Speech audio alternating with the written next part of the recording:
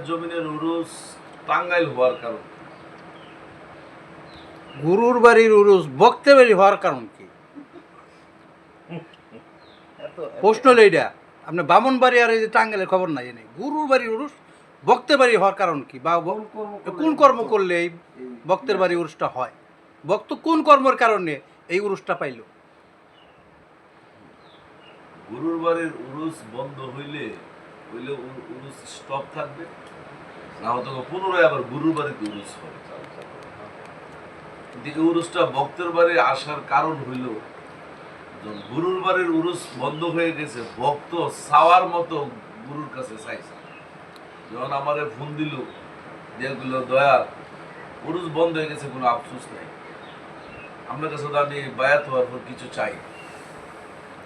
আমি বললাম এদিক দিয়ে আমার উরুস বন্ধ হয়ে গেল, এদিক দিয়ে হ্যাঁ কি এর চাওয়া পাওয়া আবার উদয় হইল, আমার মোবাইল তো কানে।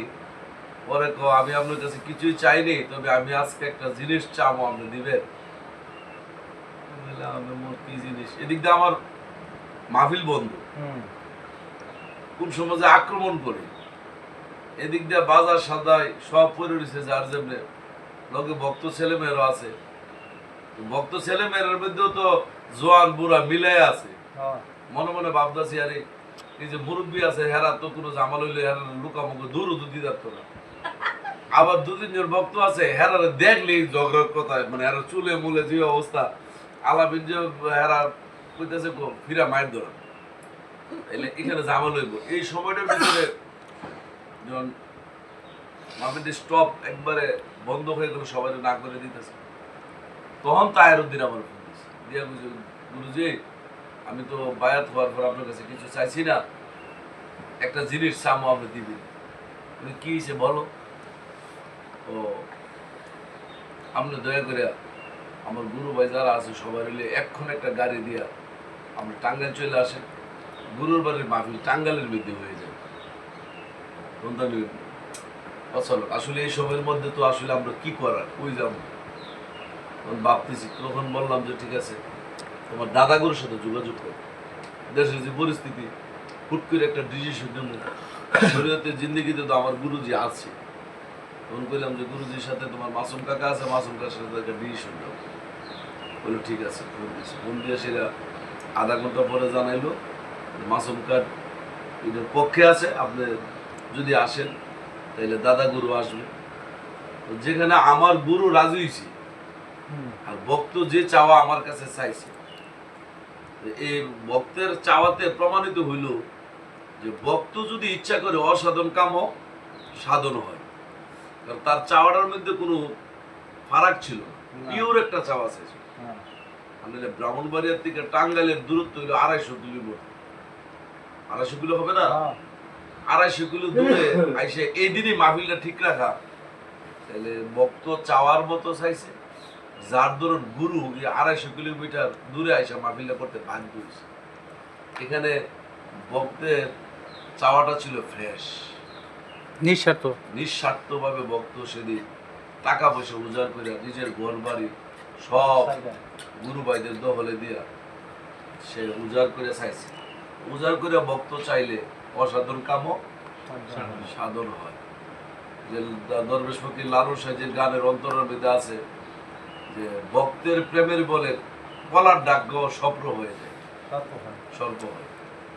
লালন সাহেবের গানের মধ্যে পাওয়া গেল, গুরু আর ভক্ত রাস্তা দিয়ে হাঁটতেছে, হঠাৎ করে যে লম্বা একটা কলার ডাক দেয়, ভক্তের পরীক্ষা করার জন্য গুরু বলছে দেখলে কত বড় সাপটা। ভক্ত ঠিকই দেখছে এটা কলার ডাক, গুরুর কথাটা টিকাই রাখতে গিয়ে বলছে আমার গুরু বলেছে এটা সাপ।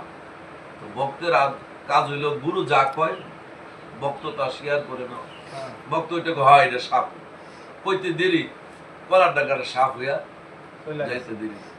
এই জন্য ভক্তের অধীন ভগবান।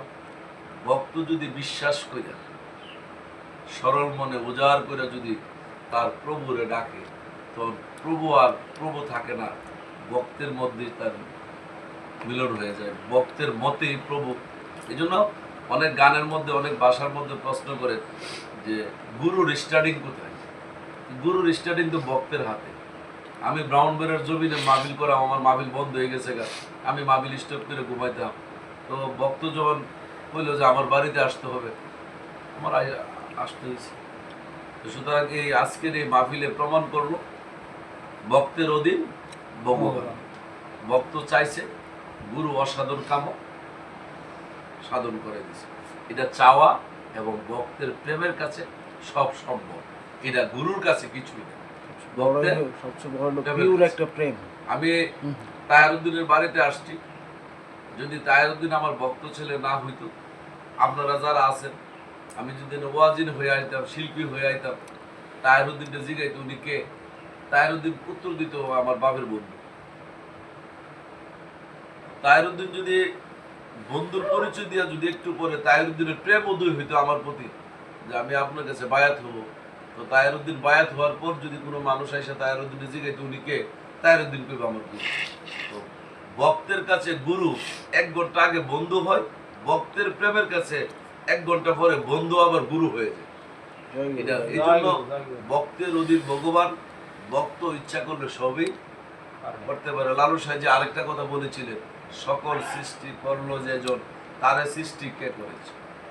তা আসলে কথাটা একটু হটকা লাগতো, কিন্তু সমস্ত সৃষ্টির মালিক আল্লাহ, আল্লাহর আবার সৃষ্টি করবে কেন? আল্লাহ কি আবার কারোর কথাতে সৃষ্টি হয়? কেউ কি স্রষ্টারে কি সৃষ্টি কোনোদিন স্রষ্টা সৃষ্টি করতে পারে? এই কথাতে বোঝা গেল যে ভক্ত যদি বিশ্বাস করে যে এই গুরুর ভিতরে আল্লাহ, আমার গুরুর হাত আল্লাহর হাত, আমার গুরুর চেহারাটাই আল্লাহর চেহারা, একমাত্র ভক্তের দ্বারাই সম্ভব,